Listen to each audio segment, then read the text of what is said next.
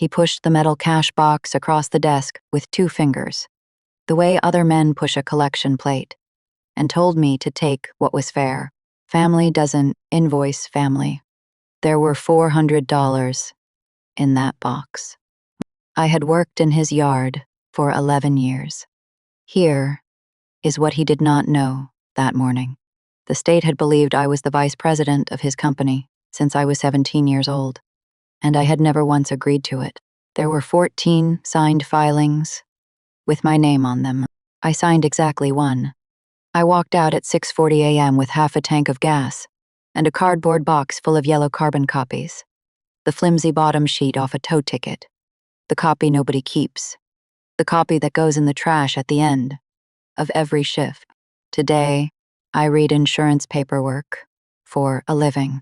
I am a commercial claims adjuster, which is a fancy way of saying my whole job is finding the one sentence a company hoped nobody would ever read out loud. Last spring, I finally read the sentences with my own name inside them, and I made 11 borrowed years cost them, to the dollar, in writing, without ever raising my voice once. My name is Delia. I am 33. If you have ever been the one your family called, dependable to your face and disposable in the paperwork, stay where you are. This one is for you. Welcome back. This channel is for the quiet ones who stopped arguing and started keeping copies. If a family ever made you the problem, so nobody would look at what they were actually doing, you already know how this feels. Comment the word copies below, if that is you. I read them all. I need to take you back once. Only once. After that, we go forward and we stay forward. Because the order of this matters more than anything I could dress it up with. 11 years before the morning I walked out of that yard, I was 17, and my father asked me to sign something at the kitchen table. 11 years before that morning. It was a Sunday in late August, and the house smelled like the burnt bottom of a coffee pot, which is how our house always smelled, because nobody in it ever finished a pot before somebody got called out to a wreck. My father ran a towing company. 2 trucks then. A gravel yard behind a chain-link fence off the county road. A trailer for an office. A space heater. And a window with a sliding glass panel, where drivers dropped their tickets. He put 3 pages in front of me. He had a pen already uncapped, which I remember because he was not a man who prepared things. He prepared that. Sign at the tabs. Dealy. I asked what it was. He said it was for insurance. He said having a second name on the company made the rates better because it showed the business had. And I am quoting him. Depth. I was 17. I had a learner's permit and a summer job scooping ice cream and a boyfriend with a bad car. I did not know what an officer of a corporation was. I did not know that the name of the person listed as an officer becomes the person the state, the bank, and the insurance company all believe is responsible for what the business does. I signed at the tabs. He capped the pen and said, "Thank you, sweetheart." And then he said the thing he would say to me roughly 400 more times over the next 11 years. Family doesn't invoice family. I thought it was a nice thing to say. I want you to understand that. I want you to understand that for most of my life that sentence sounded like love to me. I went out to the yard the next morning, and I did not stop going for 11 years. Here is the part I need you to hold on to, because it comes back at the very end of this, and it comes back hard. Every tow we ran generated 1 ticket in 2 layers, a white top sheet and a yellow carbon underneath it.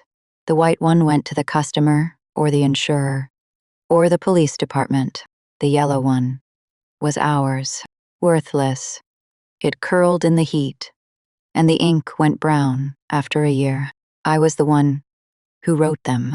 I had the neatest handwriting in the family, so the tickets became mine, and then dispatch became mine, and then the phone became mine.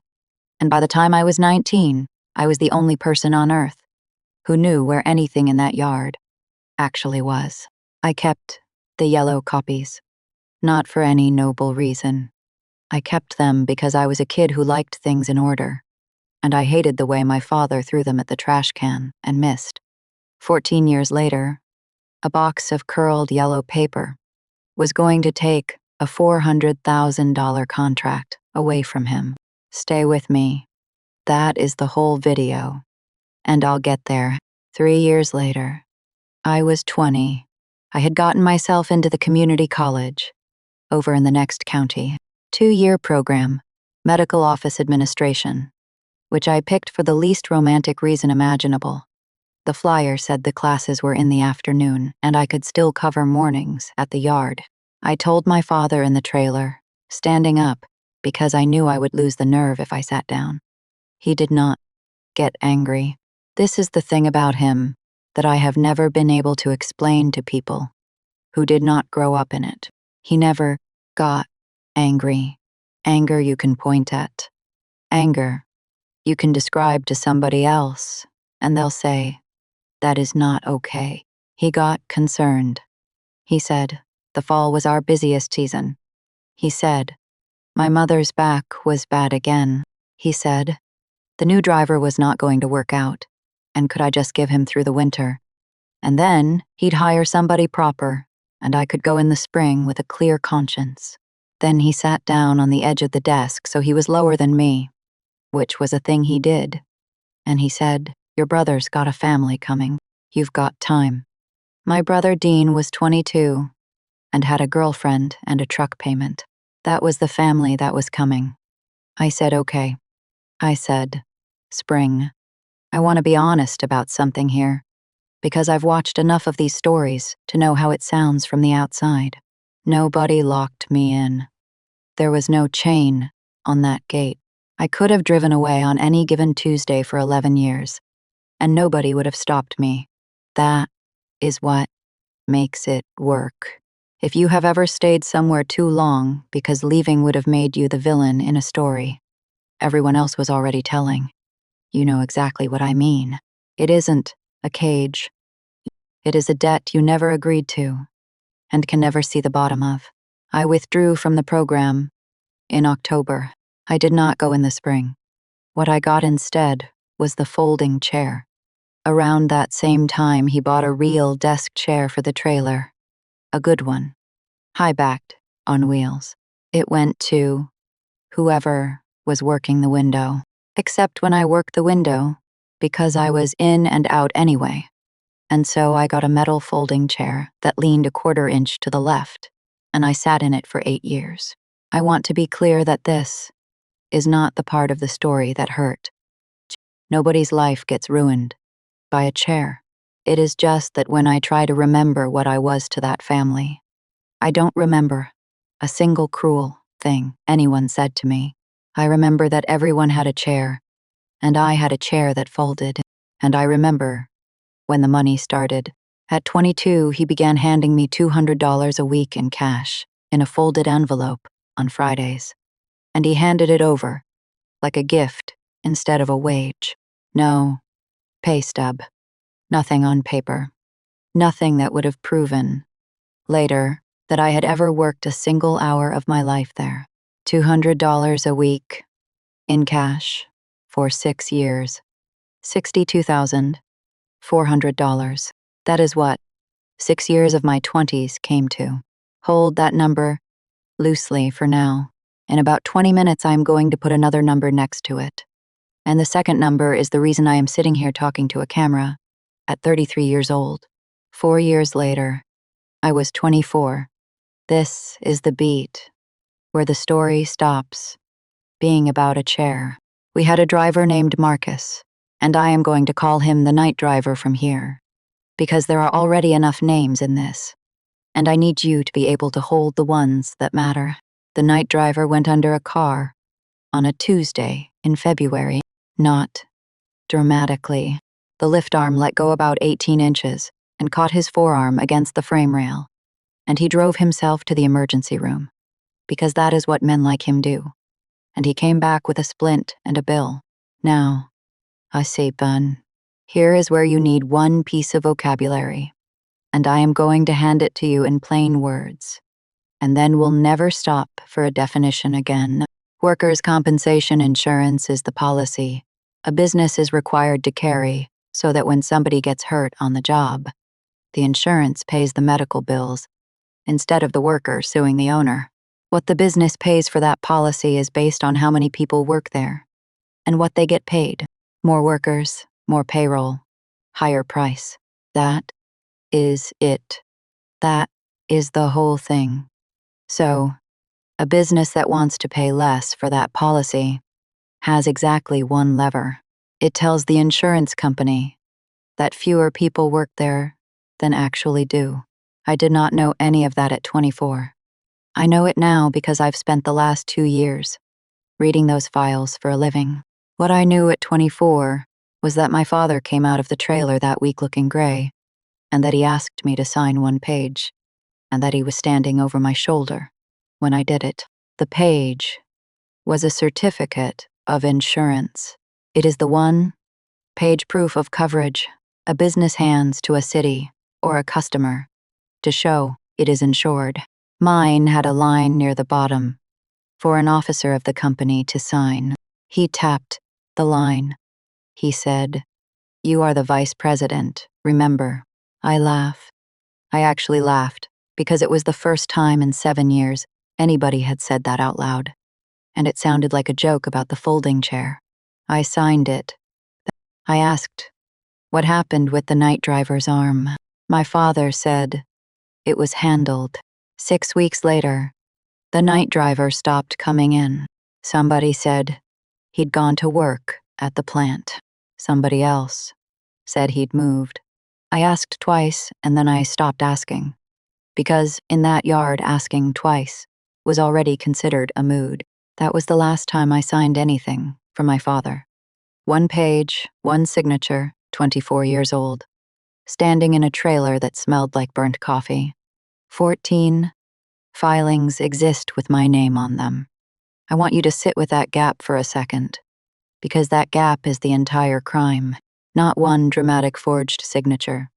14 ordinary annual forms, filed on time, every single year, by a man who never once had to lie out loud. Remember what I told you about the villain in these stories, never yelling. He never yelled. He filed. 3 years later, I was 27, and I tried to buy a house. Nothing grand. 1,100 square feet on the east side of town. A carport. A dogwood in the front yard that was mostly dead, but not entirely. $94,000. I had the down payment because I lived at home, and I ate at home, and I had spent 6 years putting cash envelopes in a coffee can. The loan officer at the credit union called me on a Thursday afternoon while I was working the window. She was kind about it.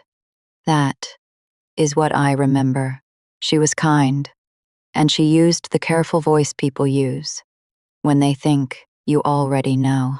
She said the application couldn't move forward because of an outstanding business obligation attached to my social security number. I said there had to be a mistake. I said I didn't have a business. She said, according to this, you are an officer and a 25% owner of a towing company, and there is a judgment against that company for an unpaid insurance premium audit. Then she said the number, $86,000. I need to explain that phrase, premium audit, because it is the hinge this whole story swings on, and I refuse to let it stay a piece of jargon. Every year, an insurance company checks the payroll a business reported against what the business actually paid out, and then it sends a corrected bill. If the business underreported, that corrected bill can be enormous. If the business doesn't pay it, the insurer sues, wins, and the debt lands on the company and everyone the company is named as an owner. $86,000. I made $10,400 a year. I did not cry in that parking lot, and I want to be accurate about that, because I know how these stories usually go. I didn't cry. I sat in my car with the phone still warm in my hand, and I felt something much stranger than grief. I felt embarrassed. In front of a woman at a credit union I had never met. I felt caught. That is what 11 years in that yard had built inside me. A reflex that pointed the shame at myself first, every single time, before it would let me point it anywhere else. I went back inside. I finished my shift.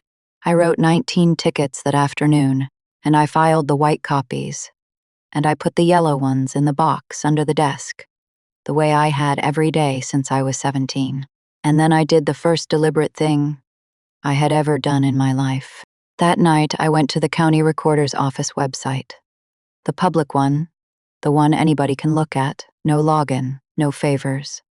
And I typed in the name of my father's company, and there it was. Public record. Free. Available to me, and to any stranger, on any day of the previous 11 years. Officer, listing, Vice President. My full legal name, spelled correctly, middle initial and all, filed annually, 14 times. I sat on the floor of my bedroom, in my parents' house, at 27 years old, and read my own name over and over on a government website. And here is the detail that changed everything. And it is small, and I almost scrolled past it. The filings were electronic. Each one carried a filer's certification, the line where somebody types the name of the person submitting it, and swears the information is true. 11 of the 14 were certified by a name that was not mine, and not my father's. It was my brother's. Don't go anywhere. That is the thread that unravels all of it, and it takes another year before I can pull it. I stayed 3 more weeks. I want to tell you, I confronted him that night. I didn't. I got up the next morning at 4:50 a.m., the way I had for 11 years, and I made the coffee, and I opened the gate, and I ran the window. But something had changed in the room, and it wasn't in him, it was in me. I had spent 11 years being the person who kept the yard from falling apart, and I finally understood that keeping it from falling apart was not the same thing as being part of it. So for 3 weeks, I did something extremely boring and extremely deliberate. I put the box in my car, not all at once, 100 tickets at a time, in a canvas grocery bag, under the passenger seat. 11 years of yellow carbon copies, every one of them in my handwriting, every one of them time-stamped, dated, and signed with my initials in the corner, because my father had insisted on initials from the day I turned 17. He wanted accountability. He got a record. 1,940 tickets. I counted them later on. My apartment floor. Over 3 nights. Then came the morning, 6:40 a.m., a Thursday in April. I know the time because the ticket book was open in front of me, and I had just written it at the top of a blank page, which is a thing your hand does after 11 years, whether you want it to or not. He came into the trailer with the metal cash box under his arm. I need you to picture the room, because I've had 4 years to stop picturing it, and I never have. The space heater on the file cabinet, the window unit that never worked, the sliding glass panel, the good chair on wheels behind the desk, and my folding chair by the window, the one that leaned a 1/4 inch to the left. He set the box down and pushed it toward me with 2 fingers. He said, "Your brother's coming on full-time. He is taking the office."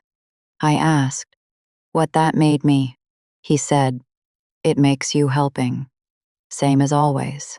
I asked, out loud, for the first time in 11 years, whether I was going to be paid a real wage. On paper, hourlies, with a pay stub, and my father did the thing that ended it. He did not shout. He did not swear. He looked genuinely sad for me, which was so much worse. He opened the cash box and turned it toward me and said, "Take what is fair. Family doesn't invoice family. $400. I looked at the money, and I did the arithmetic that I had refused to do for 11 years. And I want to give it to you the way I finally gave it to myself. In 2 plain pieces. $200 a week. In cash. For 6 years. $62,400 total. For the entire second decade of my life. And before that, 5 years of gas money. That is what 11 years came to. It is less than 1 year of what a grown adult earns for the same work.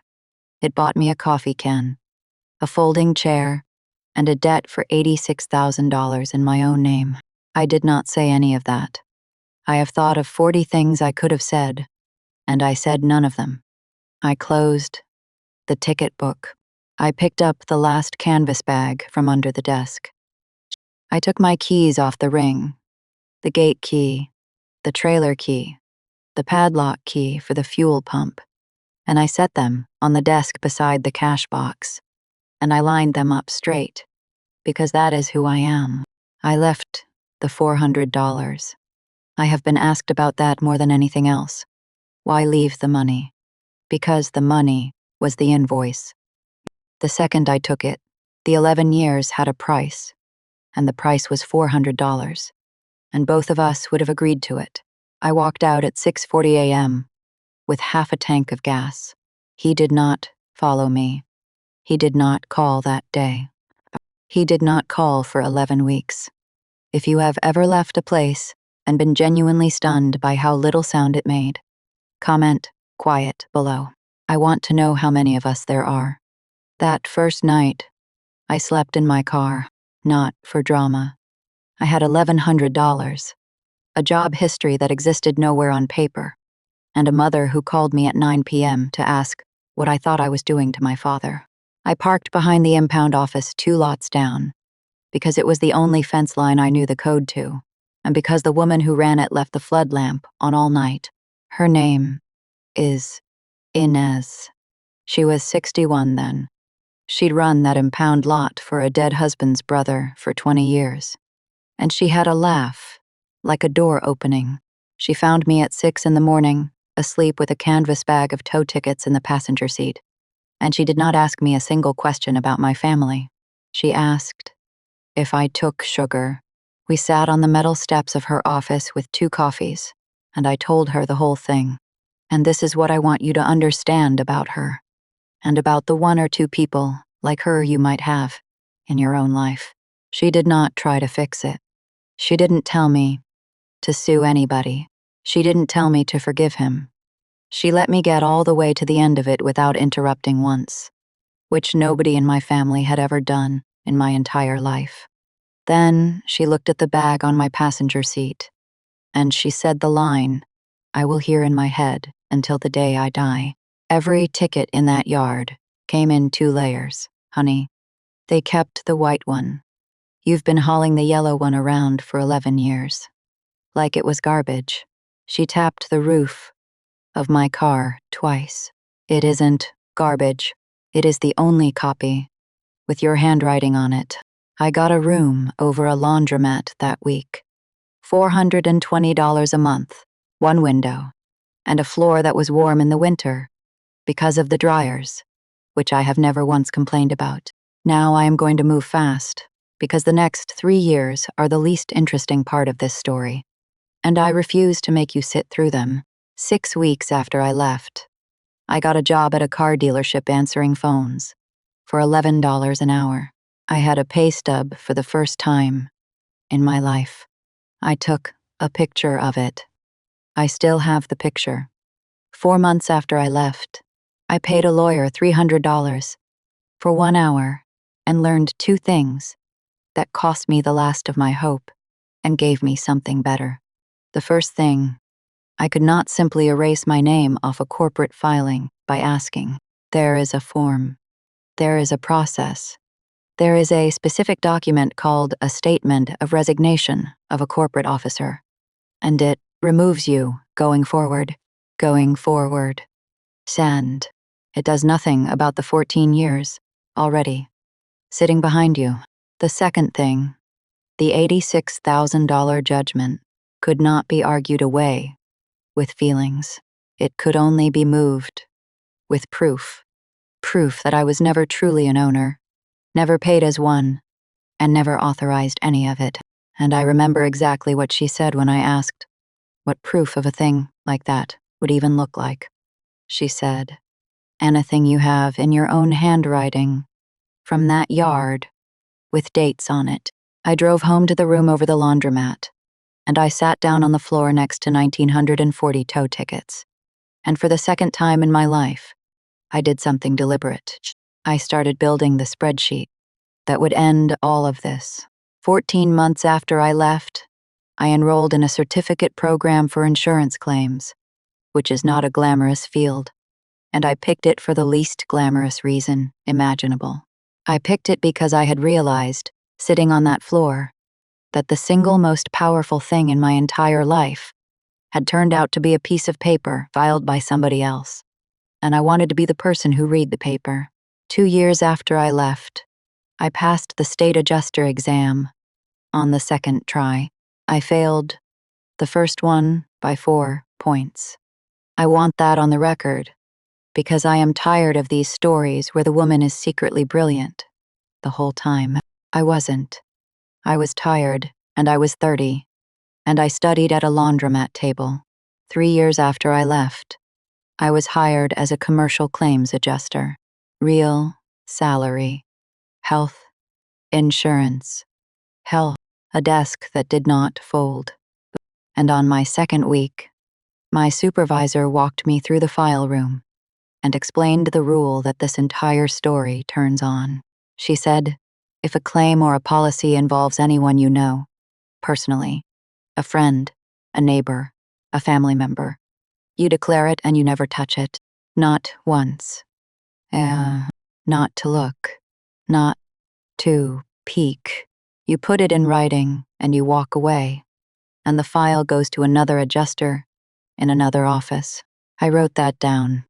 4 months later, the name of my father's towing company came across my queue on a routine premium audit dispute. I looked at it for about 6 seconds. Then I picked up the phone, told my supervisor I had a personal conflict, put it in an email, so there was a record of the exact minute I said it, and I never opened that file. Not that day. Not ever. I need you to hear that clearly, because everything that comes after only works because of it. I did not beat my family with a company computer. I did not need to. Everything I used to take them apart was either mine already or available to any stranger with a printer. And $40, if I had cheated even once, my father would have had the one thing he needed. He would have had a way to make this about me. I never gave him one. Last spring, 4 years after the morning I walked out, I was 32. I had a 2-bedroom apartment with a real bed and a dogwood tree in the courtyard, which I did not plant, and which I have never mentioned to anybody until right now. The folder took me 5 months to assemble, and every single thing in it came from 3 places: a public government website, a written request I was legally entitled to make about my own name, and a cardboard box under my own bed. I am going to walk you through it 1 page at a time, the way I walked through it with a lawyer at a kitchen table on a Saturday. Page 1. The officer papers. 14. Annual reports filed with the state. 1 per year, listing me as vice president and 25% owner of the company. Cost me nothing. They are public. Anybody watching this could pull the equivalent for any business in their own state tonight.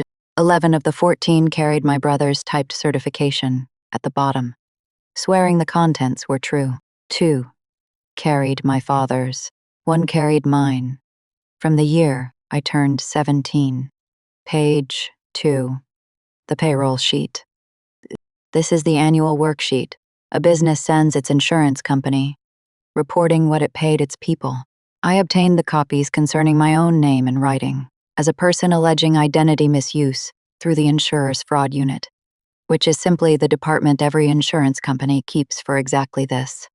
and which will absolutely open a file if a real human being writes them a calm letter with dates in it. The payroll sheets reported me as a salaried officer of the company. $41,200 a year, 14 years. $576,800. Take a breath with me, because this is the number I told you about an hour ago. And here is what it actually means. On paper, in the eyes of an insurance company and a state government and a bank, I was a woman who had earned more than $500,000. In life, I earned $62,400 in cash, in envelopes, over 6 years, and got turned down for a $94,000 house. That is the whole story, in 2 numbers. Everything I lost lives in the space between them. Page 3. The yellow copies. 1,940 tow tickets. Every one of them dated. Every one of them in my handwriting. Every one initialed in the corner, because a man who wanted accountability from a 17-year-old girl got exactly what he asked for. 11 years running. Ines was right, too. It was the only copy with my handwriting on it. I built one spreadsheet from that box. Dates, times, ticket numbers, and hours on shift. It took me 4 months of nights. And when it was finished, it did something that no amount of crying at a kitchen table could ever have done. It proved that during the same 14 years, the payroll sheet said, I was a salaried officer. I was physically at that window, writing tickets, at an average of 51 hours a week, and that the company had never once reported a single one of those hours as wages to anyone. Both things could not be true. Either I was a paid officer, or I was unpaid labor. Their own paperwork had to pick one, and whichever one it picked, it convicted them of the other. Page 3.5. Same folder, 1 page further. The night driver's claim. February. The year I turned 24. Injury to the right forearm, medical treatment paid. Claim closed. And stapled behind it, the certificate of insurance handed to the city that same spring, showing coverage in good standing. Signed by an officer of the company. Signed by me. That certificate is what won them the municipal rotation contract. The arrangement where the city calls a rotating list of tow companies for every accident, every abandoned vehicle, every impound. It is the single largest source of money that business has ever had. $400,000 a year. One on a piece of paper with my name on it, signed by a 24-year-old who was told she was signing something about depth. That is the folder. That is the last quiet minute in this story. I filed 4 things over 9 days. All of them were forms. All of them were available to anybody. None of them required a lawyer, though I used one, because I had earned the right to be careful. The first was a statement of resignation of a corporate officer with the state, which took me 11 minutes and cost $25, and which removed my name going forward. The second was a sworn affidavit of wrongful officer designation, stating under penalty of perjury that I did not consent to 14 filings, and had signed exactly 1, at 17, and identifying who had certified each of the others, by name. The third was an identity misuse complaint, with the insurance company's fraud unit, with the payroll sheets on one side, and the spreadsheet from 1,940 tow tickets on the other. The fourth was a request to the credit union and the collections firm holding the $86,000 judgment, asking that the debt be reviewed against the affidavit. Then I did the only part I did in person. A Saturday, in May, 10 a.m., the kitchen of the house I grew up in. I asked for that room specifically, not the trailer. I did not want to be in a place where I had a chair assigned to me. My father sat at the head of the table, because he always did. My mother stood by the counter with a dish towel, she did not use once in 40 minutes. My brother sat across from me with his arms folded, and I could see his phone face down under his hand. I had one folder and one page of notes. I told them I was not there to argue, and I meant it in the most literal way. I told them I was going to say 6 things, that I was not going to raise my voice, and that when I was finished, I was going to leave. Then I read them. 1. From the year I turned 17 until the year I turned 30, the company filed 14 annual reports, listing me as vice president and 25% owner. I signed one. 11 were certified by my brother. 2 by my father. 2. During those same years, the company reported to its insurance carrier that I was a salaried officer earning $41,200 a year. I received $200 a week in cash for 6 of those years, and nothing before that. There is no record of any wage ever being paid to me, because there was never any wage. 3. I have 1,940 tow tickets in my own handwriting, dated and initialed, covering 11 years, which established that I worked an average of 51 hours a week at that window. 4.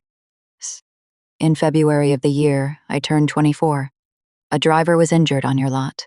I signed a certificate of insurance that spring as an officer, which was submitted to the city, and which is part of the basis of the municipal rotation contract this company has held ever since. 5. In the year I turned 27, I was denied a mortgage because of an $86,000 judgment arising from an unpaid premium audit against a company I do not own, have never owned, and have never been paid by. 6. 9 days ago, I filed a resignation of officer, a sworn affidavit of wrongful designation, and an identity misuse complaint with the carrier's fraud unit. All of it is already submitted. None of it is negotiable, and none of it can be withdrawn by asking me nicely. Then I closed the folder. My mother spoke first. She said, "You are going to destroy your father over a chair." I want you to hear that sentence, because it is the most honest thing anybody in my family has ever said to me. She didn't say, over money. She didn't say over 11 years. She reached for the smallest possible thing on the table and handed it to me as my motive, because a woman who is petty about furniture is a woman nobody has to answer. My brother said I was going to cost 40 people their jobs. My father said nothing for a long time, and then he did the only thing left in his toolbox. He looked at me the way he looked at me at 17 with the pen uncapped, and he said, very quietly, "Dealey, family doesn't invoice family." And I said, the only sentence I had prepared, word for word, "You are right. Family doesn't. That is how I know what I was." I stood up. My mother said my name. I said, "Thank you for the coffee," which I had not touched. And I walked out the front door at 10:40 a.m., and I drove to a grocery store, parking lot 4 miles away. And that is where I cried. Once, I towed by, alone, in a car, with the engine off, for about 9 minutes. It was not sadness, and it took me a long time to be able to name it. It was the specific grief of finally understanding that there had never been a misunderstanding. Nobody had been confused about me. Everybody had known, the entire time, exactly what I was worth to them and exactly what they were doing. That is the last time I cried about any of this. I am not going to do it here. Here is what happened next, and I am going to give it to you flat, because the flatness is the point. 7 weeks after I filed, the insurance carrier completed its review. Their written finding was 3 pages long and used no adjectives at all, which is why I have read it probably 200 times. It concluded that the company had materially misrepresented its payroll and officer information over multiple policy periods. Material misrepresentation means the insurance company was sold a lie about the thing it was pricing. And when an insurer finds that, it does not scold anyone. It simply stops. The policy was voided, not cancelled. Voided. Treated as though the coverage had never validly existed on those terms in the first place. Which meant that on a Tuesday in July, a towing company with 6 trucks and a gravel yard off the county road had no proof of workers' compensation insurance, and a tow company with no proof of coverage cannot be on a city rotation list, not for a week, not for a day. That is not a favor. Anybody can call in. It is a box that has to be checked before the dispatcher is legally permitted to call you. They came off the rotation on the 11th of July, $400,000 a year. Second thing, 91 days after I filed the affidavit, the $86,000 judgment was removed from my name and reassigned to the individuals who had certified the filings. I got the notice on a Wednesday. 1 page.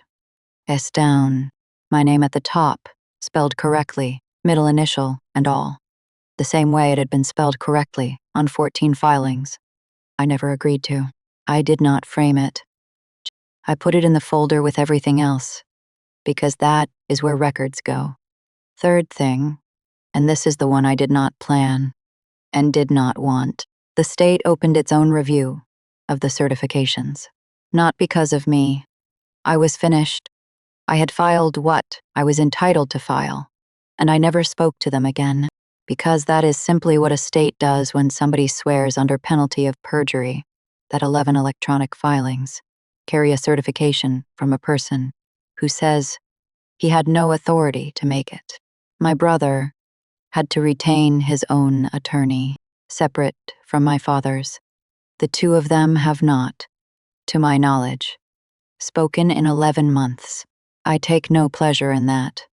I want to say that carefully, because I know it is the part that feels good, and I don't entirely trust the part that feels good. I didn't set my brother against my father. I filed a true document. Everything after that was 2 men discovering they had never actually been on the same side, only on the same paperwork. Then came the phase I was not ready for. My father, who had not called me for 11 weeks after I walked out of that yard, called me 41 times in 9 days. I know it was 41 because I counted, the same way I count everything, which is a habit that started with a box of yellow paper and has never once let me down. The voicemails followed a pattern I could set a watch by. And if you have ever been on the receiving end of this from someone who raised you, I think you already know the order. The first ones were warm. Dealey, call me back. Sweetheart, let's just sit down. Then came the ones about my mother's health. Then came the ones with numbers in them. Do you know what this is costing? Do you know what you've done to the drivers? Then, on day 6, the only one that ever got close. You were the best one of my kids, and I told people that. He told people that. Never me. 11 years, and the compliment existed exclusively in a room I was not in.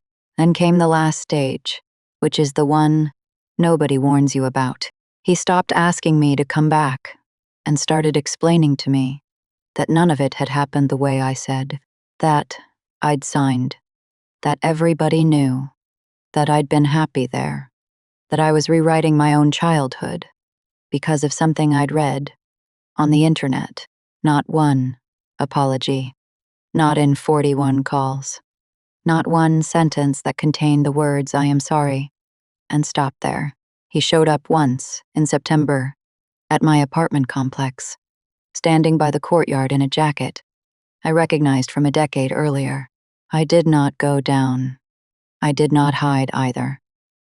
I stood at my own window in my own apartment, in a building he had never been inside, and I watched a man in his 60s look at a row of mailboxes for 11 minutes, trying to figure out which one was mine.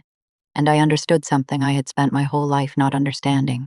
He genuinely did not know where I lived. He had never once asked. He left, too. I answered nothing. My mother sent a letter in October. 4 pages, handwritten, and I'll summarize it for you in one sentence. It was about how hard the year had been for her.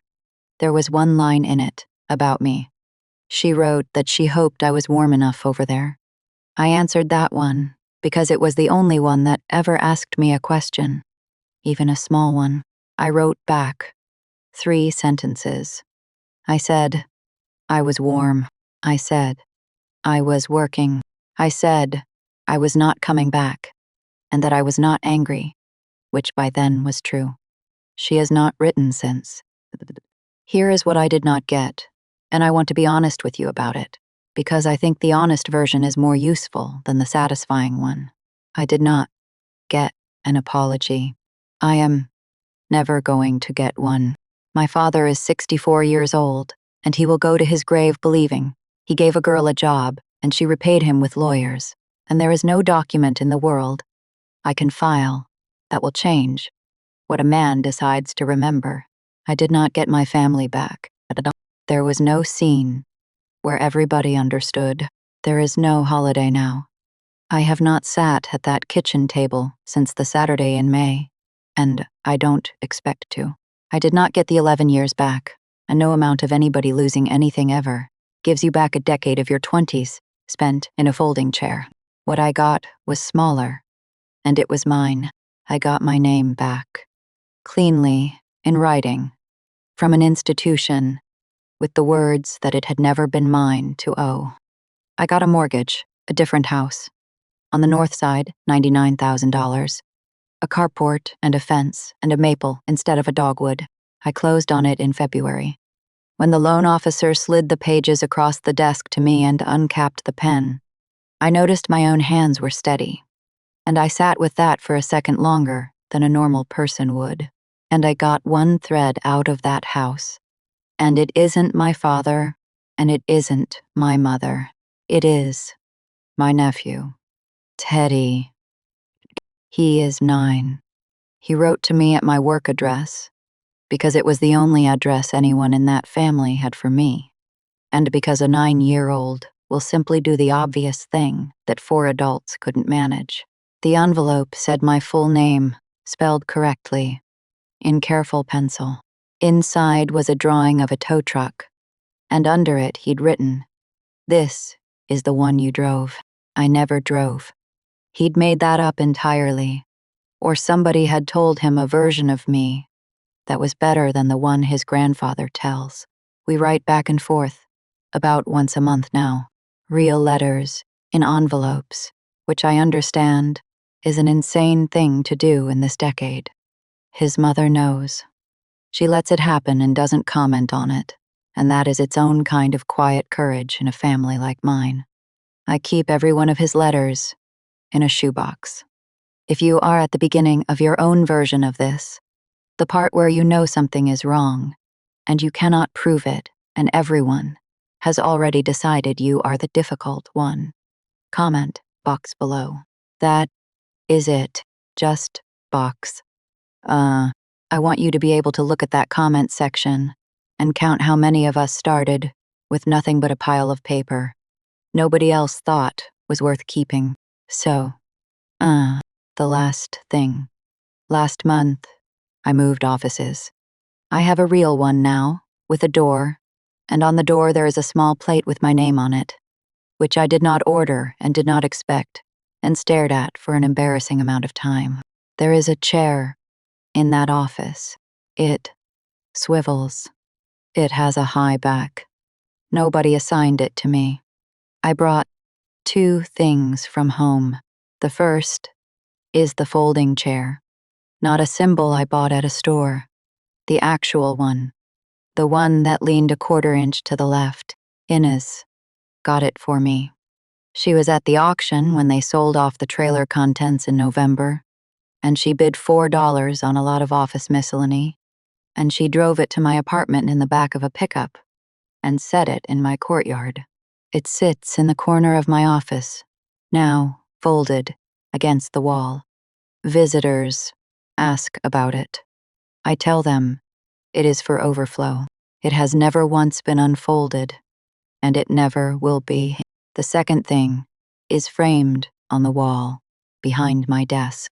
It is one tow ticket, yellow, curled at the corner, ink gone brown, dated in April, 6:40 a.m., in my handwriting, initialed by a woman who was told for 11 years that her copy was the one that didn't matter. I looked at that box of paper for most of my life and saw the record of what I owed them. Every ticket was a shift I'd covered, a favor returned, a debt to a family that had, in my mind, given me everything. That is not what it was. It was never their invoice. It was mine. It was 1940 dated, initialed, handwritten proofs that I had been there, doing the work, in a life where no one else was ever going to write it down for me. The white copy went to the customer. The white copy went to the city. The white copy went into a file cabinet, in a trailer that got auctioned off for $4. A lot. The yellow copy is the only one that was ever in my handwriting. My father was right about one thing, and I'll give him this, because it turned out to be the truest sentence anybody ever said to me. Family doesn't invoice. Family, 11 years, and not one invoice. No pay stub. No wage. No record anywhere on this earth that I had ever set foot in that yard, except the copy I kept. He never thought to take it. It was worthless. After all, it was the one nobody keeps. If this reached you, stay a minute. Somebody watching this tonight has a box like mine in a closet. Receipts, texts, a calendar, a notebook nobody ever asked them to keep. You've probably been telling yourself, it is nothing, that it is just paper. Keep it. Anyway, you have no idea yet which copy you are holding.